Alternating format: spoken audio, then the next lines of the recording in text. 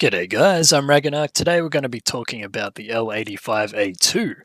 So first, I'm going to show you the number of hits it takes to kill a target at various ranges, and then we're going to go into which perks I like to use, which ones are the best, and then we're going to go into some gameplay and show you exactly how it works with the various perks. So first thing I want to show you is the various ranges.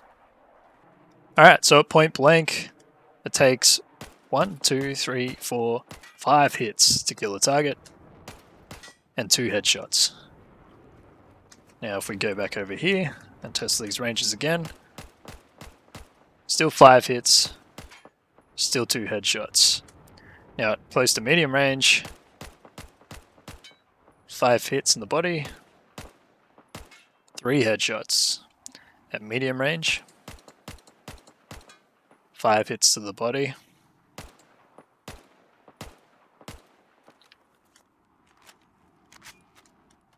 and still 3 headshots. So you can see as the longer range we get, the less accurate the weapon becomes with the stubby grip I have on at the moment and the muzzle brake.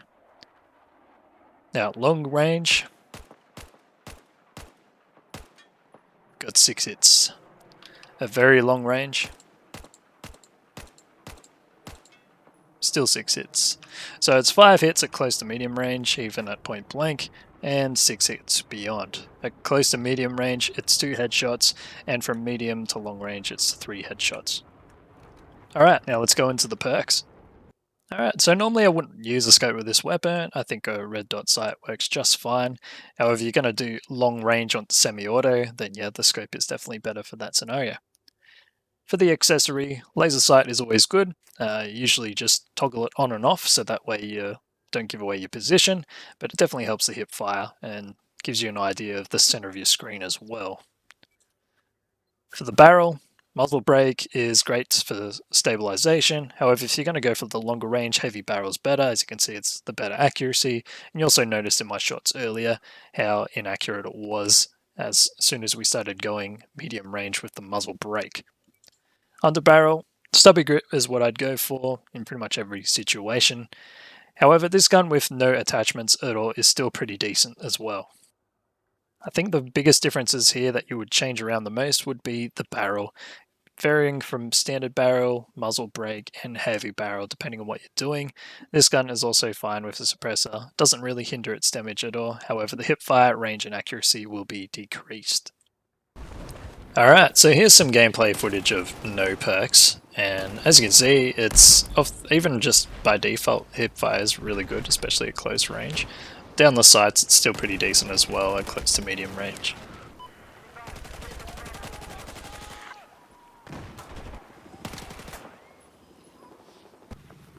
And I find that once you get the red dot sight, it's a little bit easier to see, but close quarter maps like Flood Zone, it's great even without the red dot sight.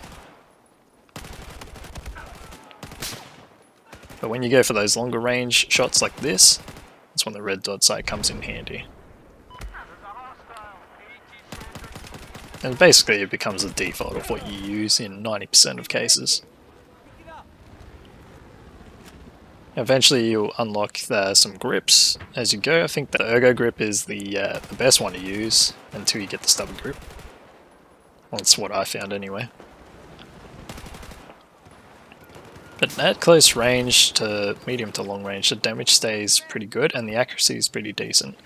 Now you got to burst the weapon as if you're firing 2 to 3 shots at longer ranges, and that will make your weapon somewhat of a laser beam. However, this is easier said than done. It takes a fair bit of practice to master, but once you master it, it becomes quite a deadly weapon. But because of how hard it is to master, that's probably why you don't see it used too often. But every now and then you'll see a player just absolutely dominate with this weapon, and that's simply because they've perfected the burst motion. If you're one of those players that just loves to floor it, that's fine as well. Just make sure you're up close, because at longer range this doesn't work so well. Accuracy drops off big time. You can see here I'm just clicking my shots.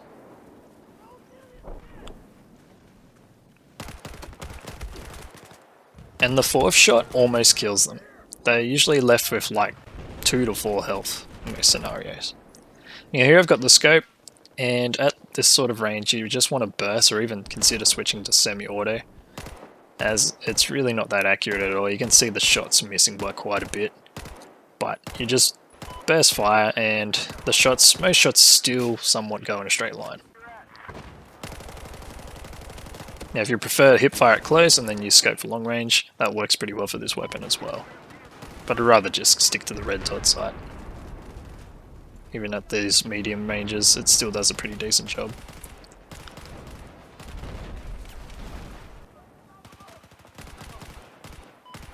Once you get used to the burst, it starts to become more second nature, and then you really start to enjoy the benefits of this weapon.